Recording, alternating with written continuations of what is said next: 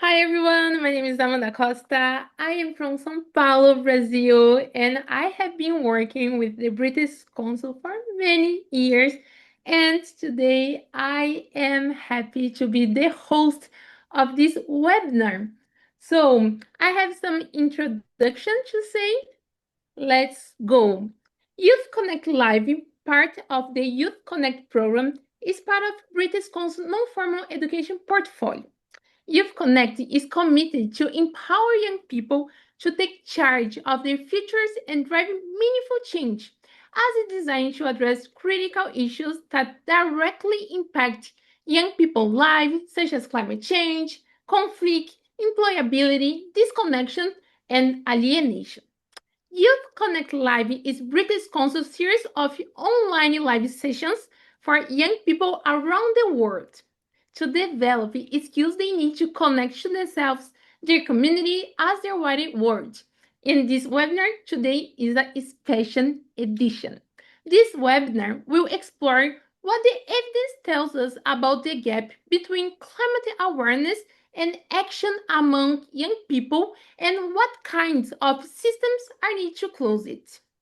So I would like to invite everyone who is here in this webinar to write in the comments where you're from and one feeling, one expectation for this meeting. And while I'm talking, the British Council team will post some practicalities about these sessions in this chat. And a little bit about the organization of today's event. This session will be recorded and a video will be available on the British Council website and Youth Connect Facebook page afterwards. If you are on social media, get your cell phone right now and talking about the session today. We are use the hashtag Youth Connected and Youth Connect Live. So share with your friends, share with your colleagues, share with your family, and let them know that you are here with us today. And there are closed caption subtitles available so you can read it then what the speakers are saying. Closed captions can be turned on in the More section on the toolbar, and they are computer generated. So we apologize for any mistakes. Please be reminded of the code of conduct you sign up to when you registered. If you have any safeguarding concerns, please message youthconnected.britishcouncil.org directly. A reminder of the content of the code of conduct. Want should this be a space for discussion and debate, where we respect it over other even if their opinion is different to ours. A reminder, please do not share any personal contact details in there. If you do, unfortunately, we need to remove you from the sessions, okay? So let's start with our first invitation. I'd like to give the floor to Monita. Please, Monita, you have the floor. Thank you so much, Amanda, for that brilliant introduction. And thank you everyone who has contributed to this amazing webinar, including our host, Amanda, the panelists and speakers. So my name is Monamita Nag-Chowdhury, and I am the Climate Change Programs Lead at the British Council, and I'm speaking to you today from our London office. For those of you who don't know, the British Council is the United Kingdom's international organisation for cultural relations and educational opportunities, and we reach millions of people in over 200 countries, building connections, understanding and trust between the people of the UK and countries worldwide. Now, we know that climate change is the biggest challenge the world faces, with its impact set to intensify over the next decade, testing the resilience of every part of society and every sector we work with. The Climate Connection is our organizational response to climate change, to address climate change by engaging with people globally through arts and culture, education, and the English language. It also demonstrates how we will continue to meet our commitment to operating in an environmentally responsible manner. As part of our climate strategy, we also participate at the United Nations climate change conferences, so both the Conference of the Parties, COP, and also the Conference of Youth, COI, working with strategic partners and, very importantly for this webinar, with young people, focusing on sharing learning from global best practice and research. So we know that climate change is a paramount priority for people worldwide, and governments are recognizing the pivotal role of education and culture in shaping effective climate responses. Today's webinar brings together insights from the British Council's Next Generation Research Series and the youth research project Climate Connection Hive, as well as perspectives from practitioners and experts working across climate, youth engagement, and skills development.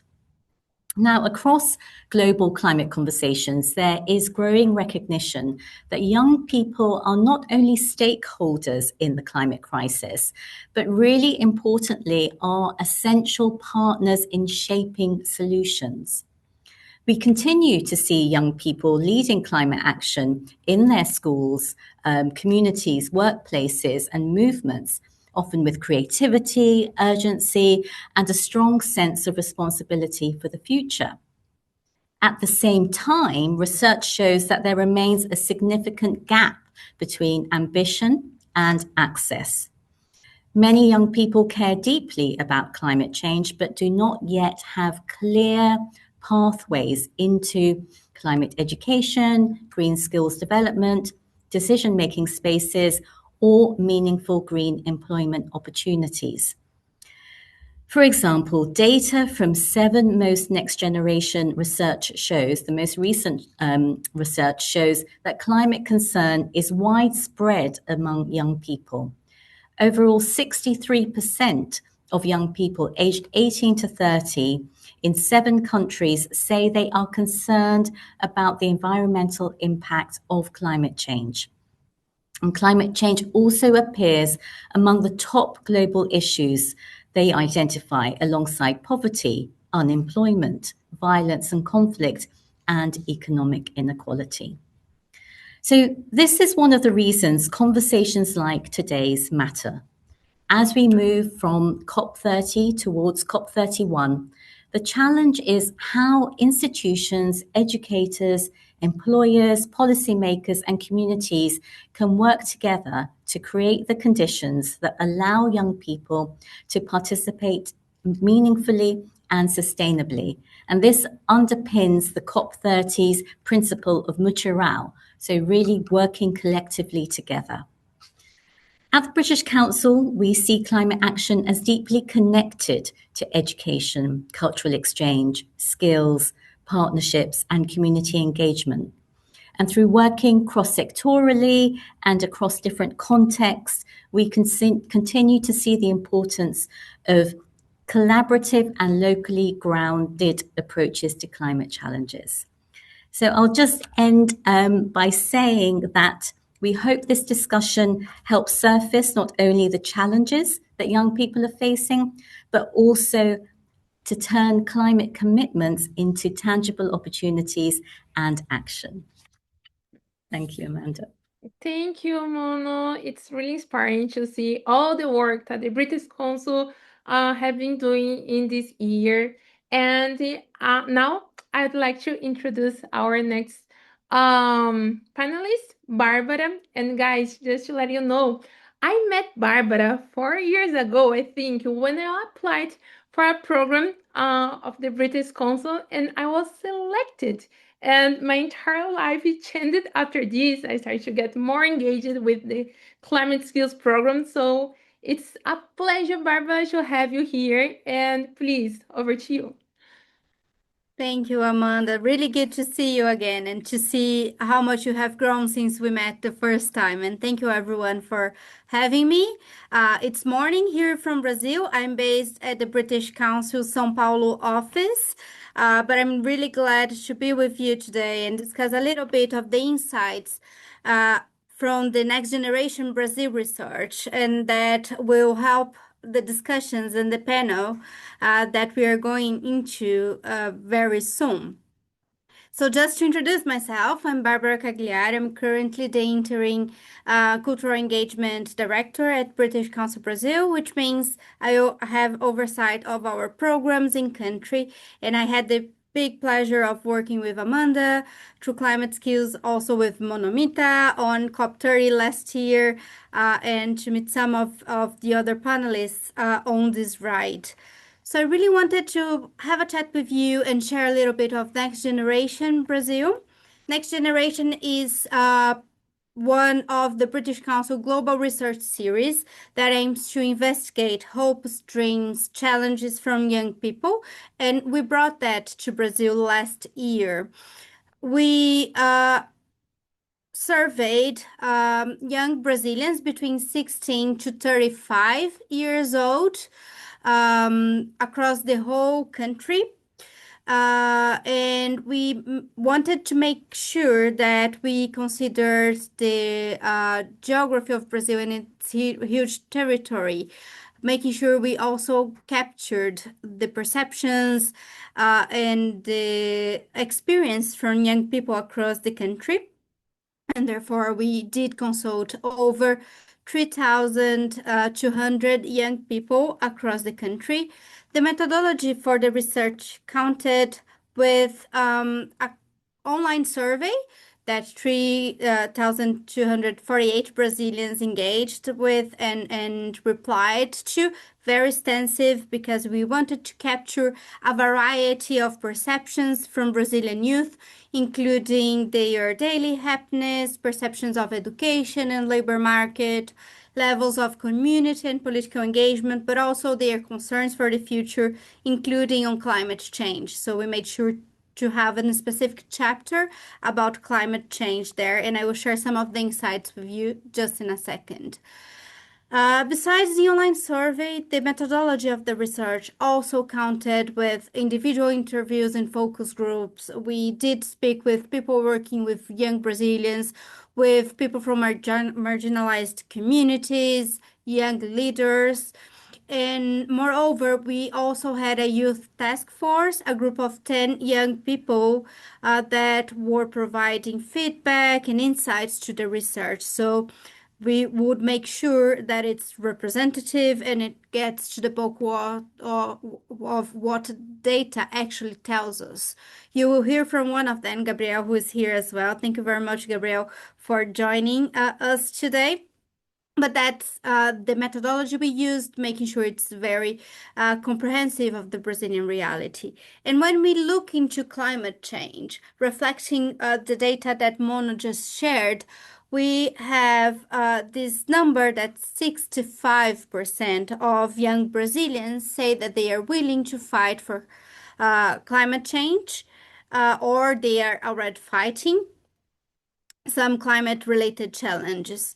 So they're really worried, they want to take action, but some of them are not sure why. So among those who are not sure on how actually, sorry, on how to fight climate change, they say that they don't know how to take action. 50% says they lack expertise, and some of them said that they lack access to information and training.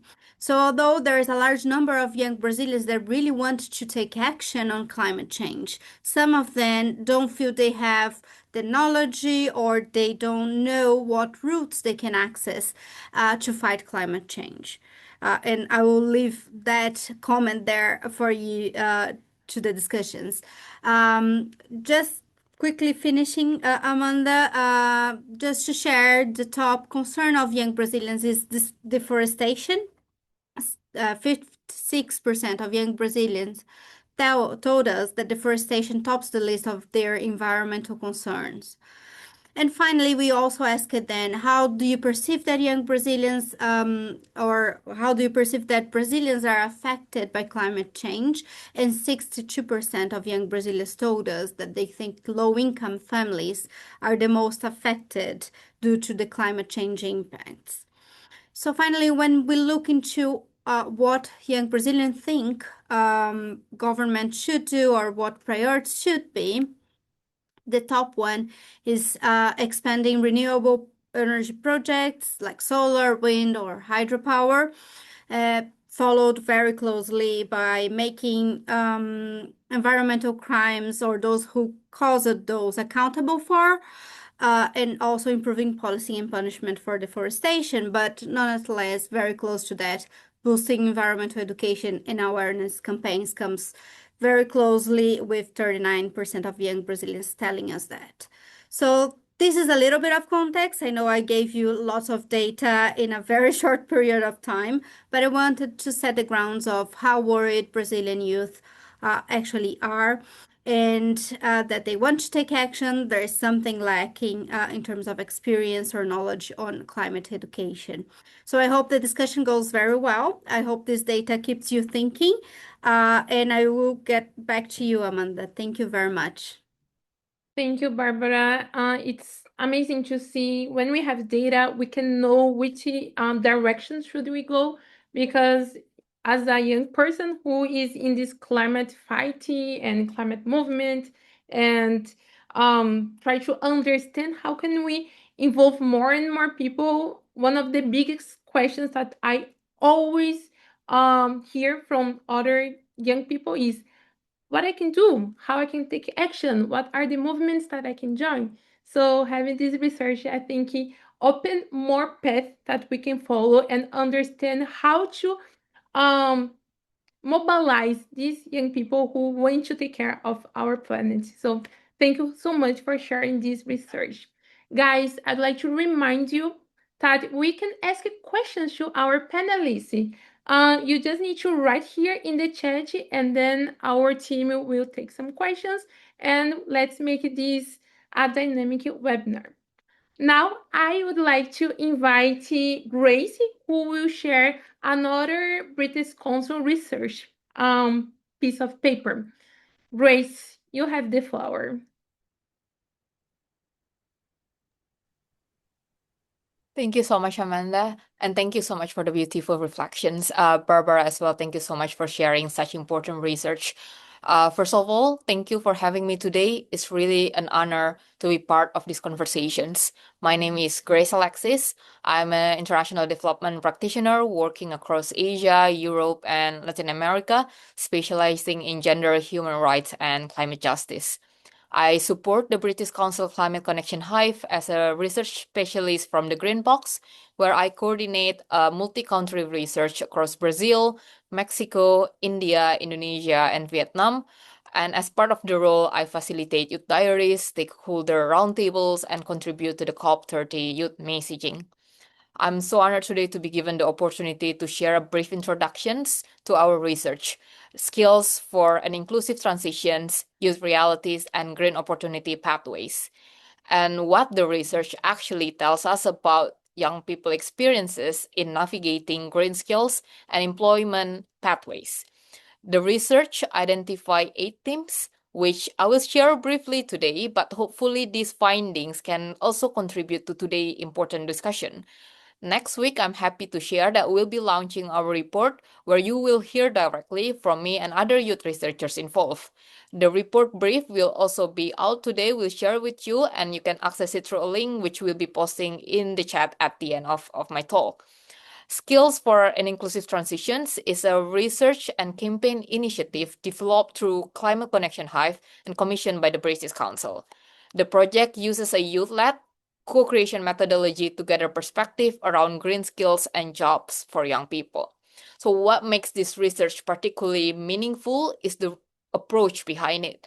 At the heart of the project is the belief that young people, as mentioned previously, should not only simply be respondents, but co-creators and contributors to the research itself. How does this look like in practice? In our research, youth researchers contributed to the research design, testing and refining the research methods, and they also led the interviews, diaries, survey mobilizations, roundtables, and also the analysis and validations. The research engaged 25 youth researchers and conducted more than 70 interviews, 2 global roundtables, which attended by more than 80 participants, and gathered insights from global youth diaries and also global youth surveys. The research shows that transition does not automatically provide opportunity. transitions becomes inclusive only when institutions deliberately shape pathways into learning and decent work, and when those pathways are accessible in practice, not just in policy. Our report therefore focuses on the skills that young people need, the structures, barriers that prevent access, and also the enabling conditions required to achieve inclusive green transitions. The main highlight of our findings of our research is that the challenge is not in the motivations. It is actually the absence of coherent systems that connect climate awareness to opportunities, skills, and economic participations. 90.1% of our survey respondents view green skill as important or very important, but at the same time, 99% of our respondents report challenges in accessing green opportunities. 64.3% identify lack of green jobs as the biggest barrier, and 63% want better information on green jobs. Other common challenges identified include education and training that are too theoretical, a disconnect between training and actual employment opportunities, and also financial barrier. The second theme that emerged from our research, which is also major, related to the importance of what we refer to as human skills. So, for example, the ability to communicate ideas clearly, empathize, engage with communities, build networks, and alongside this, 54% of our respondents identify mentorship as an important support that can help them to access green skills and green job pathways. Our research also identify another challenges, which is the mismatch between training and jobs, where unfortunately many training programs have not translated into employment opportunities. But most importantly, when we talk about young people, we do not treat them as a single group. Young people experience green transitions differently, shaped by overlapping inequalities and barriers. So, for example, rural youth, disabled youth, indigenous and marginalized communities, and even, for example, non-English speakers, they often face layer challenges related to affordability, connectivity, and discriminations. And under theme 5 of our research, we specifically explores the experience of young women and how their experience are influenced by gender norms, unequal access to finance, networks, and care responsibility. But we also, in our report, we also want to highlight that despite these challenges, young people are resilient and they're creative. Where formal systems are inaccessible, many young people can find alternatives through NGOs, peer networks, community organizations, and informal learning spaces. And we also want to recognize that while policy ambitions exist, green transitions implementations of policy ambitions should implementation gap remain significant, and without intentional interventions, green transitions may just reproduce another existing inequalities. So what we want to share through this report is that taken together, the findings show that achieving an inclusive transitions require more than expanding green skills provision alone. It requires systems that connect learning to real opportunities, participations, and livelihood. So today, I invite everyone here to our launch event next week. The launch event is an opportunity not only to hear the findings, but to hear directly from the young researchers who investigated these issues, explore them, and to genuinely listen to what inclusive green transitions could look like in practice. We'll share reflections, recommendations from the lived experience of young people and from our discussions with multiple stakeholders across the countries that we engage in. That's all from me today, but I'm very excited about today's discussions and also from the launch event next week. Thank you for having me again, and I hope to see you and talk to you again next week. And the report brief is now live. So you can find it. You can find the links in the chat. Thank you so much. Thank you, Amanda. Thank you, Gracie. This was an amazing presentation. And there are two things that I would like to highlight from what you said. The first one, young people is not a single group. In Portuguese, my first language, my mother language, we have a word for this. We call juventudes. Juventude is a single word, like we say in a normal way, juventude. But for us, as Gracie said, young people is not a single group. So we claim in the youth movement Juventude this because we need to understand that we have many sorry, we have many kinds of youth in our globe, in our planet. And the second thing, mentorship. I think when we have people who are able to guide us and get our hands and show the path, show the way, show the opportunities, bring the connections, an entire world opens for us. So mentorship is very important. But now I want to move on to the second part of our webinar, the most important, in my opinion, the panel.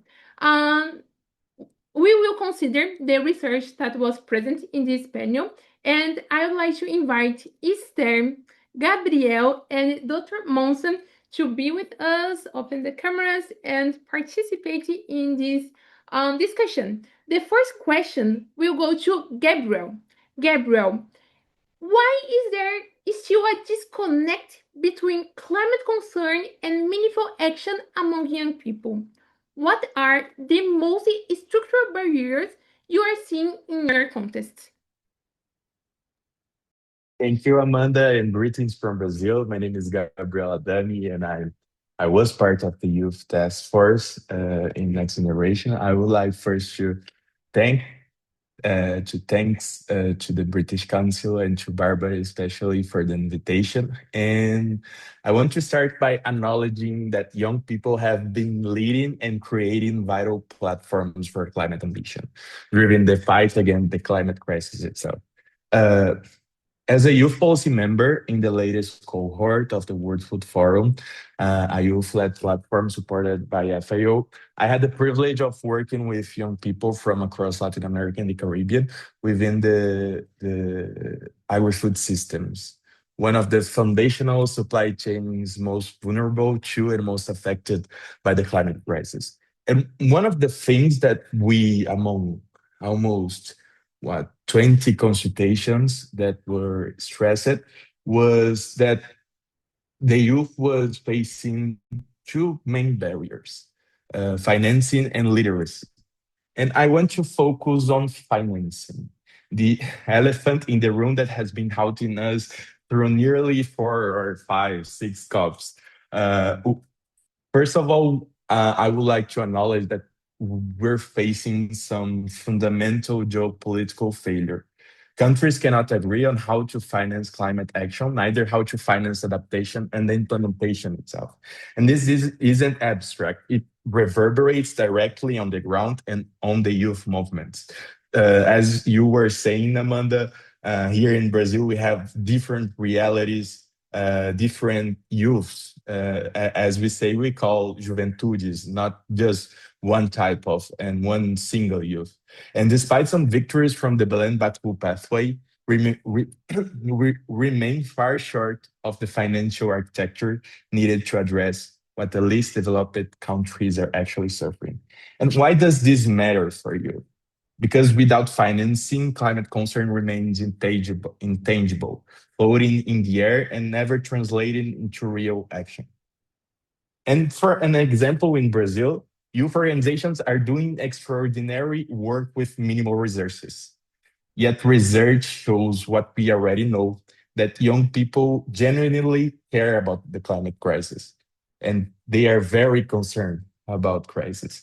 A lot of researchers, such as the Next Generation in Brazil and uh, some other uh, researches that were shared last year, I think, showed that more than 60, 70% of youth are concerned with climate crisis. And that's why more than 200 young people in Congress launched Brazil's first legislative youth, childhood, and environment agenda just last year during COP30, with more than 60 bill projects to transform our Brazilian system into a favorable context with and for you. And I want to share my own reality as a young person who entered into the youth movement at the 15 years old. Now at 21, I can see some of the major barriers we face. I think they everywhere, from primary education through university, from our daily lives into our working careers. But I want to highlight some approaches that we are working here in Brazil. We must recognize worker dignity as climate policy in itself, and such as the green jobs that are a very famous expression nowadays. Uh, not, this week, the Brazilian parliament are voting the ending of the 40 work week here in Brazil, the 6 per 1 work schedule. And we are hoping they recognize what's at stake, affirming the dignity of young workers facing intensifying climate extreme they didn't create. That's all for now. I want to thank you again, Amanda. Thank you, Gabriel. And yeah, I think finance is the big elephant that is always in the room. And if you want to make change in the youth group, if you want to get better, all the movements and the mobilization and all the youth-led organizations, we need to talk about money, and we need to set up ways that these young people can have access to this funding. So thank you so much for sharing your perspective and nominate the big elephant. Now, I'd like to pass to Dr. Monson, and I'd like to understand, Dr. Monson, in your opinion, what does a functional end-to-end pathway from educational to green employment actually look like? Thank you so much, Amanda. Not an easy question to answer, but I'll try my best. Just as a way of introduction, hi everyone, I'm Mohsen or Mo. I'm a senior researcher at the International Institute for Environmental Development and also the founder of Greenbox, who have been working with the British Council since COP26, and very grateful for the opportunity to lead the research that Grace mentioned as well. I'll be bringing in the room my years of policy experience working at the intersection of climate and youth, and and bringing on the hats from this research, but also my wider work that follow. So coming to your question, Amanda, end-to-end pathway, right? So when I was reflecting on this, I went to this youth diaries that Grace mentioned, and one of them was from Vietnam, written in the context of Mekong Delta. And the diarist said that I did not learn about climate change only through books or classrooms. It revealed itself to me in the environment and community around me, right? It's the reality of whatever we are living in right now. That's the starting point. A functional pathway will always need to start with clear ways through which climate learning can become real, local, and connected to our livelihoods and our day-to-day reality. Right now, I'm seeing across the globe is many young people are standing on what we can call a green cliff edge at a mountain. They study climate, they study sustainability, they attend workshops, they attend webinars like this, they hear speeches. But when education ends or when these opportunities go away, the pathway starts to disappear. Another person who participated in our study in Mexico said that when leaving the university, I felt like I hit the wall where now how do I apply all this that I've learned around environment and sustainability?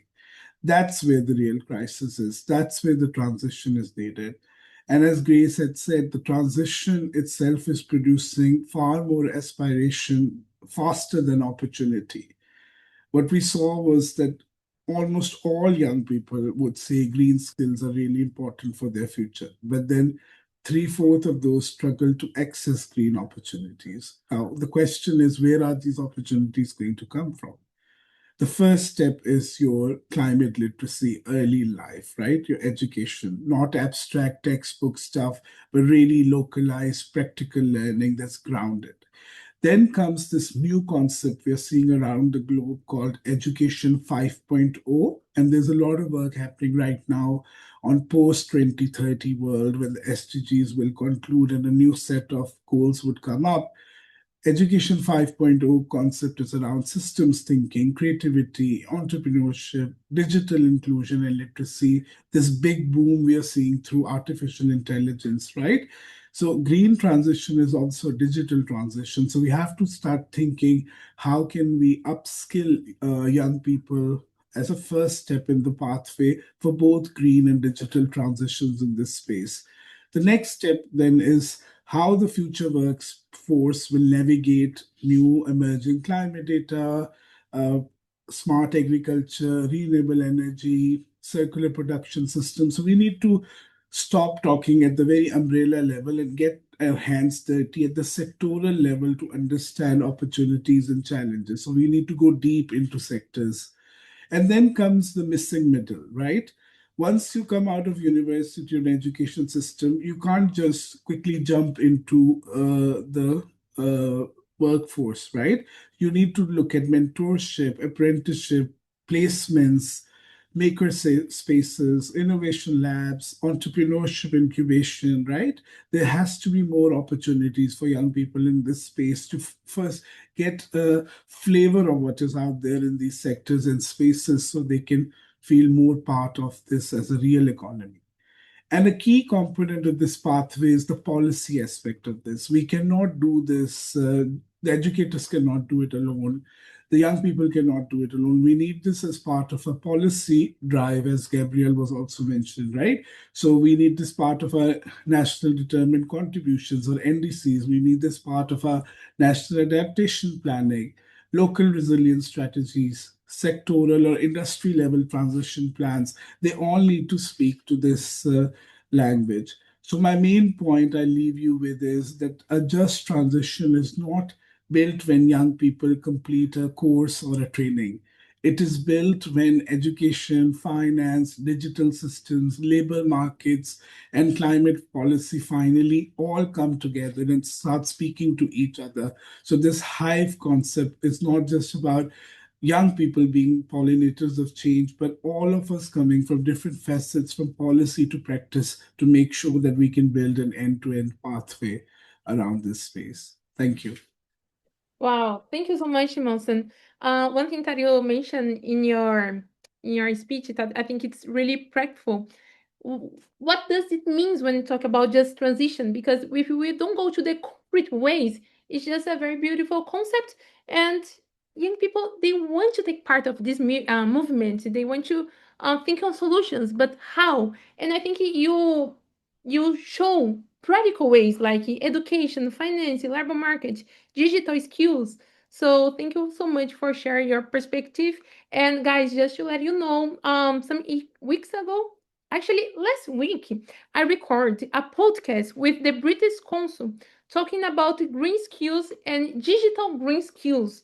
And I think that we need to talk more about these kind of things because at least in Brazil, young people they want to be part of the fight. They want to be part of the movement, as Barbara showed in the research. But they need to know how. And as Monson said here in our call, there are concrete ways. As I share in the podcast, there are concrete ways. So we need to spread this kind of information. And now I would like to make a question to Esther. Esther, what are current systems failing to connect skills development with real labor market demand? You have the floor. Thank you so much. Hi, everyone. My name is Esther Barakwe. I work with the climate action team of the UN Secretary General. One of the things I do in the past 10 years working for him has been managing his youth engagement on climate. I was just saying hi to Barbara because Barbara and I met in Belém. So I went to the Santa Marta conference on transitioning away from fossil fuel that just happened in Colombia. And I was lucky to participate in the workshop for young people. And one of the things that came out in terms of that was the climate finance. It was a very big deal for them. So Gabriel, I just wanted to say that we've heard that from a lot of young people. How can we finance their interest, in transitioning away from fossil fuel, which is absolutely climate finance, which is a very, very tough subject. Because within the main sector of climate financing, there's no agreement, right? So you said that, so I just wanted to recognize that. So there's a lot beyond just the concern on climate. Young people are really interested in providing solutions for that one. And there are so many ways of doing that, but I'm going to go straight to the question. The question you just asked me, Dr. Gould, I already said it. It's like there's a misalignment between the training and the labor market. We don't have that. If you look around now, there's a lot of interest in renewable energy. There's a lot of demand. The war in Iran is like it's showing us that we need to transition from fossil fuel. But nobody's thinking about what is happening in between. We teach young people a lot about climate, we teach them, but where is that connection between the labor market and demand? One of the reasons is that we don't have that data that shows exactly where the demand is coming from. Sometimes we think it's only in urban area, but in reality, it could be in rural areas. It could be in agriculture. So we need to have a system, need to align between the demand and the training system that we have. So, like we said, we train young people and then we expect them to go into labor. But labor said, no, I want young people to experience. So there's that mismatch because there's limited internships, there's a limited opportunity to experience. So we train young people on green jobs. Labor won't experience young people in green jobs. So there's that disconnect. So that's one thing I think we could do. And I also think that everything is broken, the system is broken, right?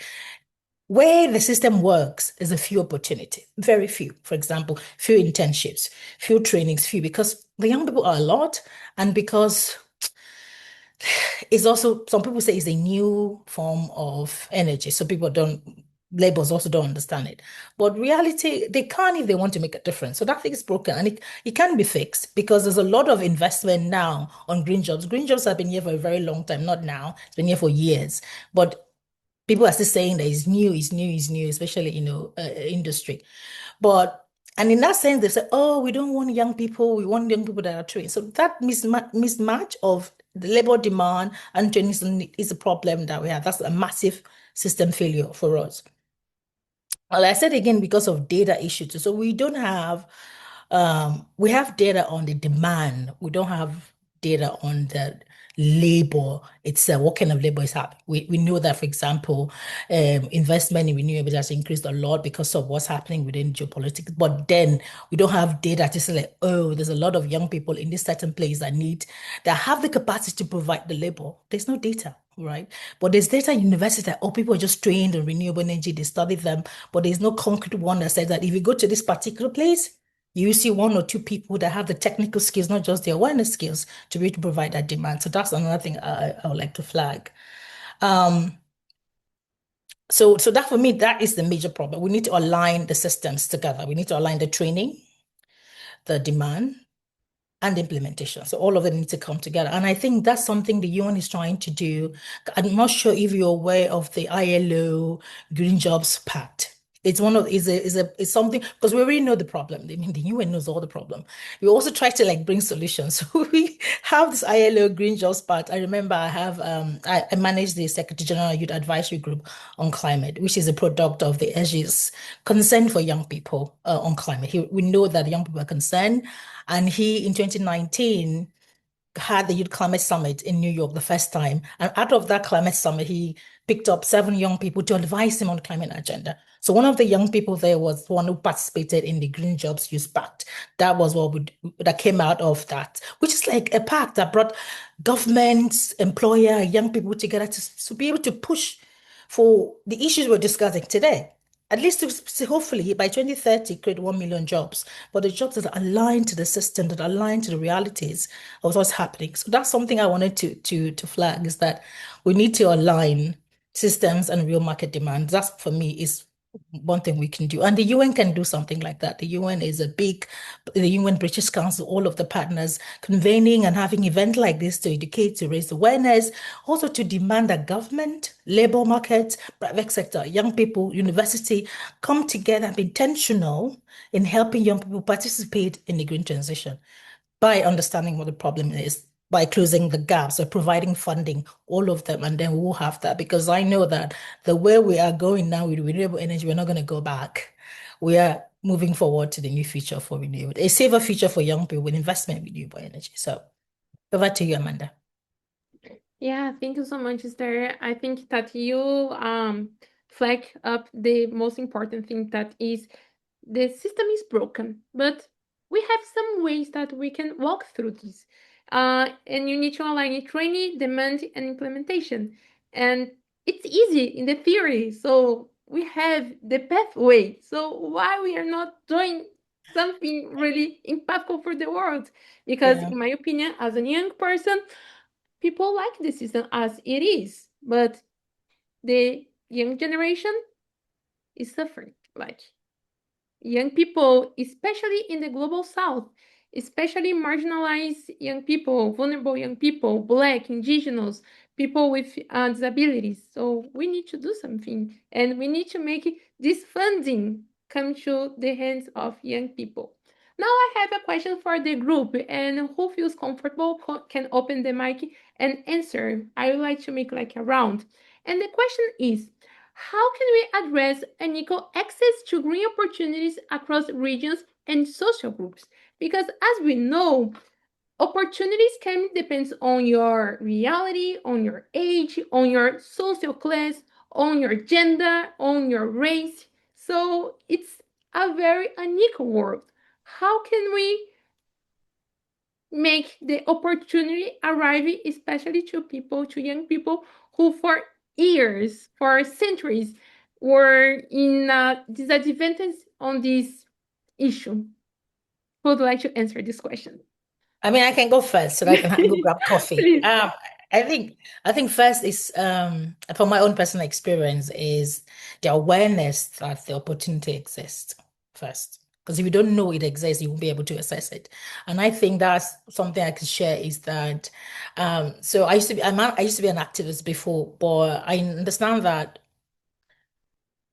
we have the UN in countries. We have UN in Brazil, right? We have UN everywhere. And having this UN on ground is one of the reasons why it can provide access because that's what the UN is there for. And as young people, they should hold those UN accountable because that's why they created. Go knock their doors.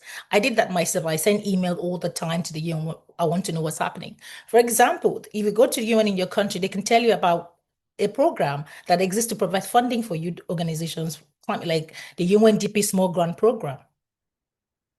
It's a program that funds young people to do things like renewable energy. But if you're not aware of the opportunity, even if it's limited, then you're already gone of it. So for me, I think that is one thing to do. And one way to get this information is walk to the UN in your country and ask, what are the opportunities are there that I should be aware of? Because that's what they're supposed to do. That's why they're on ground there to help. So their opportunities is just the awareness. And I think that getting the awareness of the opportunity itself to exist is a beginning. Because it's like Gabriel, it goes to your funding. Without funding, it's gonna be difficult to do anything. And young people don't know where the funding are. A second one is that there's also a fund called the Climate Justice Youth Fund, which is young people coming together to create that fund for them. And it was created out of young people from the Secretary General Youth Climate Action Youth Advisory Group. They came together. They did a research on funding youth activism before they left the second cohort, with support from all of us, from partners around the world. And they presented a report to the Secretary General that we need to fund young people. We encourage them to also use the report to meet partners, because sometimes the UN is broke. And they use the report to create the Youth Justice Climate Fund, where they get funding to support youth work. And that still exists, and they call for applications. So we need to know where the funding is. That's, for me, is the first step. So over to you, Amanda. Thank you. Yeah, I think awareness and share opportunities is one of the most important things that everybody should do, because I feel that sometimes people deal with these kind of issues like, the move like, my precious, I cannot share, I need to keep for myself. But no, this is not the way that we work. We need collaboration, we need to talk with each other. And the greatest opportunities that I had in my life is because someone saw in a place and tagged me, or sent it to me by WhatsApp, and I was like, wow, if it wasn't for this person, I will not be living or access this opportunity. So I think awareness and share opportunities and making organizations such as Climate Justice Youth Fund, as you mentioned, more to arrive in more places and make more people know about it. Thank you for sharing. If I may Gabriel come or in. Dr. Monson would like to contribute? Yeah, I'll be happy to come in on this as well. I think I keep hearing the word funding, but I would add the word scalable and sustainable funding to it, right? Because it's very important that whatever money we bring in is measurable, is accounted for, is going to the grassroots, and is really benefiting those who really deserve it. Now, going back to your question on this, I'll add to what Esther was saying. The green transition often speaks this language of opportunity, but nobody really captures it. What I'm trying to call it now is this language of distance. So, not knowing about the opportunity is one factor, with distance from training, finance, internet, networks. As you said, someone sharing information with you on WhatsApp. Probably they're in your network. That's why you know, right? What if I don't have access to any network? How about then? I go back to this one other point that was mentioned in our research was one person mentioned that many courses that they can take up are expensive or are in another language or are just difficult to find. Even in just this one sentence, there are so many structural barriers: cost, language, geography, and exclusion by default, right? So we really need to understand this concept of compounding discrimination, multiple factors coming into play to create your lived experience or reality. And how, for example, a rural young woman in Mexico with weak connectivity experiences transition very differently from an urban graduate in India with digital access and professional networks, right? So the reality of their transition is very different. So, how do we respond? First, we stop and design green opportunity as something as urban or only related to STEM subjects. We need to start thinking of transition in terms of learning, policy, pathways, as I said, but equally start thinking of the wider systemic barriers we need to remove around transport, childcare, connectivity, stipends, assistive technologies, language translation. These are not side supports, they are architecture of inclusion, right? So, if we are to do inclusive transition to a low carbon economy, it's not just about the science and the climate. It's about creating that enabling environment that will move this into more systemic change and sustainable change. Yeah, thank you. Perfect, Dr. Monson. Yeah, scalable, inclusive, and sustainable fund, because many organizations give it one time and then they disappeared and they think that we will solve all the challenges of the world with just one time funding, but it's not what it is. We need, like, as you said, scalable and sustainable fund, especially to grassroots groups, grassroots organizations. So thank you for sharing. Gabriel, over to you. Thank you, Amanda. Just a quick add on what Mosen and Nesta said. And as a political scientist, I think that we need more representation in the decision-making space. Um, a recent research here in Brazil showed that the Brazilian parliament decreased 56% of the representation here at the National Congress. And this is not just a reality here in Brazil, but all around the world. The world. We don't have decision makers, youth decision makers. And this is a huge problem because how can we conduct the transition within um, a green economy or a just transition focused on youth if the youth is not conducting the process. Another example here in Brazil, we have a youth specific law, but we don't have a national plan, a national government plan, a national youth plan that we call here in Brazil to lead this process. And this is a huge problem that I just not see here in Brazil, but all around Latin America and the Caribbean. How can we create some kind of momentum to rebuild? I think it's rebuild this economic structure that it's not focused on the youth. Just this quick add on what Mos and Esther said. Thank you, Amanda. Yes, youth representation is really important, especially in this fast world that things are changing in a very quick way, and having representations from youth, not just as a consultant, but also as people who have the pen on their hands and they can, like, make big improvements, is essential if we want to change all this reality and support young people. I have a final questions that I would like to ask to you guys. And just remember, people who are watching us, if you have any questions, please write on the chat and let's make this a dynamic panel. But my question is, what should education providers, governments, and civil society prioritize to close the gap between aspirational and access? Because for a long time we heard, oh my God, these young people, they are so inspiring, they can change the world, but we need concrete ways. So, yeah, who feels comfortable can jump in this question. I can go first then, if that helps. Um, I think we need to stop asking this question of how do we inspire young people? Young people are already inspired. The real question is how does the system change to keep failing them every year, right? Because they're continuously asking for the right things, but the system keeps going back to this question. But yeah, are young people really the right partner, or are they going to really bring the change on ground?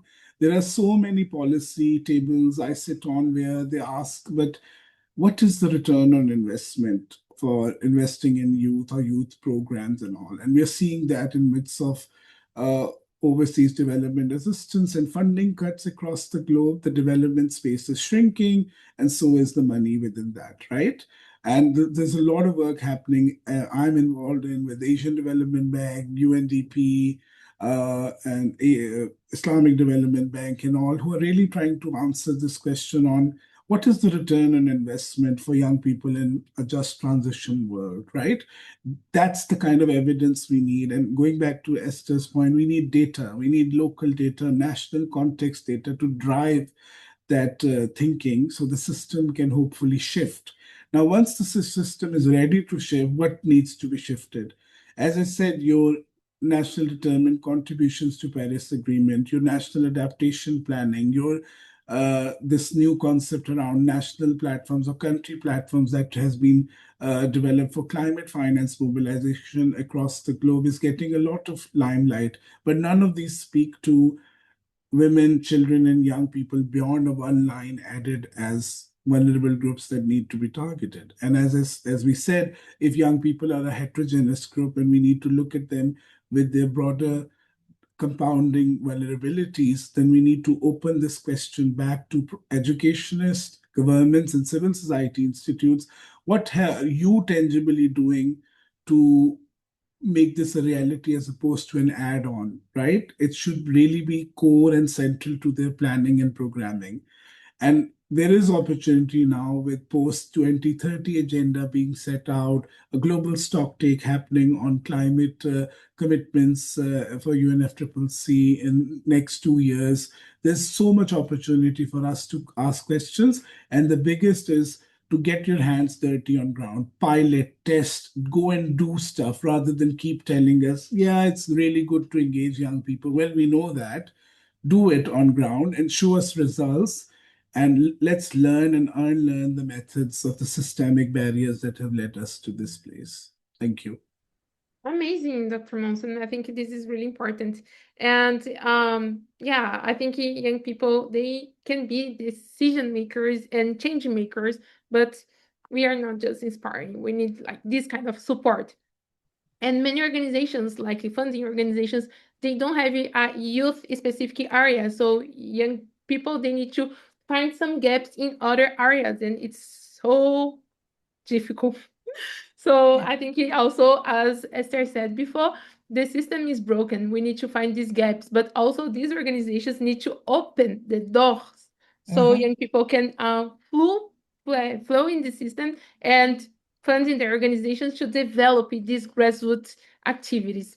Thank you for sharing. Gabriel, Esther, is there you want to jump in? Yeah, I don't want us to forget the role of government, right? That is just, role of government to provide enabling environment for this to happen. So for teachers, I will recommend that they work with civil society to push government to act, right? Especially in national climate plans, where this language on empowering young people with the skills and opportunities to contribute to the transition. So that's for me would be the best, because education system will be there. They'll include them in the curriculum, they'll do everything. But the thing on ground, that's the missing. This is where the link is broken. So, and I know civil society role in this context is very critical because they can hold government accountable to the demands and also to the commitment they've made, on that part. And civil society are also closer to the ground than some government, because they hear from young people, they hear from rural people what the issues are. So for me, I think partnering with organizations that can push for change at national level, at local level, not just in policy level too, but particularly around commitment that the government have made to include young people in the transition process, and also empower young people to do that, and creating that enabling environment that these green jobs can flourish, and then open the space for young people to provide solutions as well. So for me, that would be what I encourage teachers to do, to work with society to push for change, system change. Over to you, Amanda. System change, this is the word. Thank you so much. Gabriel, please. Yeah, I think I totally agree with Mose and Esther, and I would like to highlight that we need the system change.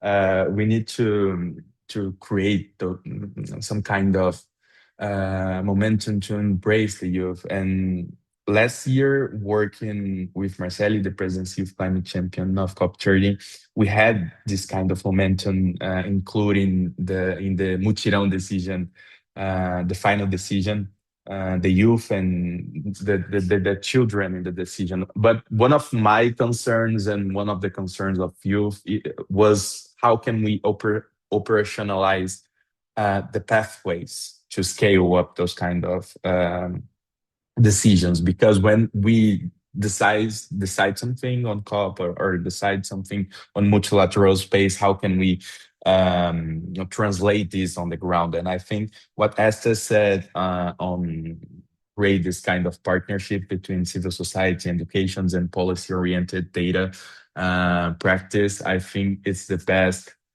way for us to achieve something related to youth, and of course related to just transition. Thank you. Yeah, I totally agree with all of you. I think to make a just transition, we need to make a partnership between civil society, government, also the private sector, but understand that young people, they need to have access to funding.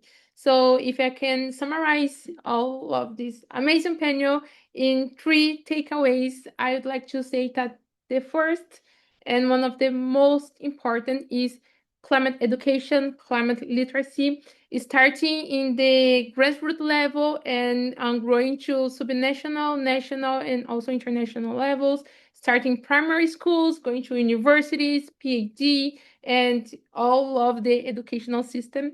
The second, and one of the more important, in my opinion, funding. We need to talk about money. We need to increase the ways that funding goes to young people, especially youth organizations which are working in the grassroots level, especially Black organizations, indigenous organizations, organizations who work with people with disabilities. It's really important to understand how to create pathways to make this money arrive in the basis of the society.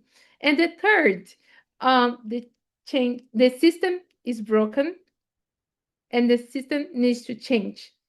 And as a young person who is understand how to walk through the system, we need to find gaps.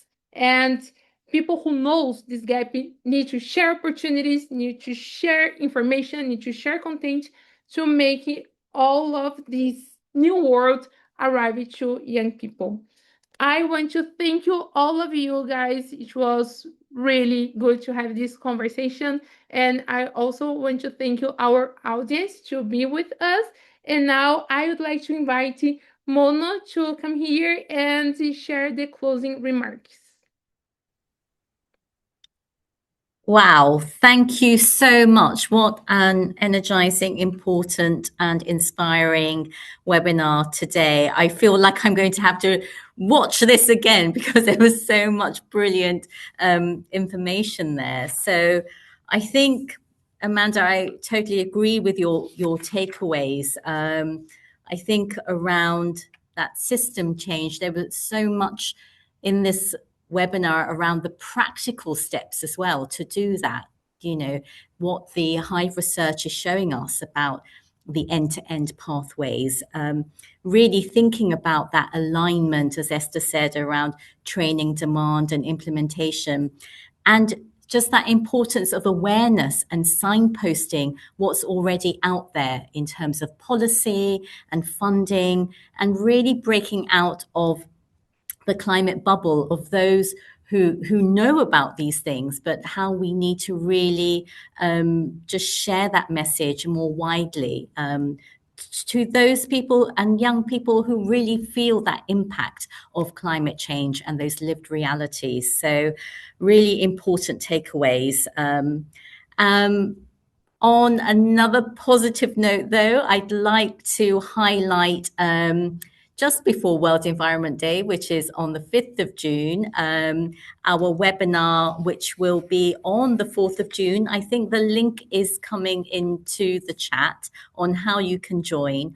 And that will be an opportunity to find out more about the Hive Research Report that we've talked about today, and really to think about how do we close that gap between green training and green livelihoods. And we've heard today how important that is. So what are some of those practical steps that we can do to close that gap?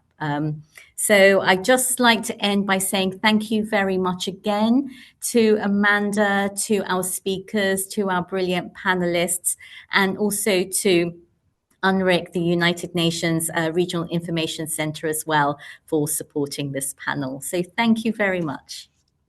Thank you, Mono. And just to finish everything, I'd like to invite all the panelists back for one closing final question. Guys, Dr. Monson, Esther, and Gabriel Adami, if you could give one advice, one action that young people can take right now and then can wrap up, what would you tell to these young people who are watching this panel and are full of energy, want to do something, but don't know what could be the first step? What would you like to tell to them? Gabriel, you want to go first? Yeah. I would like to say that it's a very difficult question because we have a lot of different ways to engage. But I think the first step to do is to engage in the ground. I think in your community, in your neighborhood, with your friends, and start to spreading this kind of climate action and climate ambition to scale up in this movement and in this fight that is very hard. But I think that in the social media, in the youth movements that they are spread all around the world, because I think the crisis is systemic, but we have the aim and we have the will to change it. So I think the first step would be that. Okay. Yeah, amazing. Thank you. Esther, yeah, please. Yeah, so for me, I would tell young people to be curious and ask questions. Because if you don't ask questions, you wouldn't know. You don't know where the funding is, you don't know where the opportunities are, you don't know who's doing what. Your mate in your WhatsApp group could be someone doing amazing work or heard something somewhere.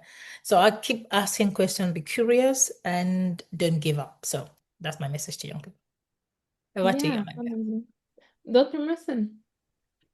Thank you. Just adding to Esther's points, I think speaking up but speaking truth to power, be your honest selves. And young people do not need another speech telling them they are the future. They know that. They need systems that work for them, that trust them, to invest in them right now, right? So be investable, ask for that investment, ask for the systems to shift and change the status quo. And only you can do that with your collective voice. And we have that hive mentality, hopefully, which we will be able to see coming through the British Council research next week. Thank you. Amazing, guys. Amazing. Thank you so much for joining us. And thank you again for all of our audience. It was a pleasure to meet this panel. I was like, in the beginning, I was a little bit shy and I don't know, but now I feel that you are my closest friend and we can talk openly. So I think all of our audience felt the same way. So thank you so much.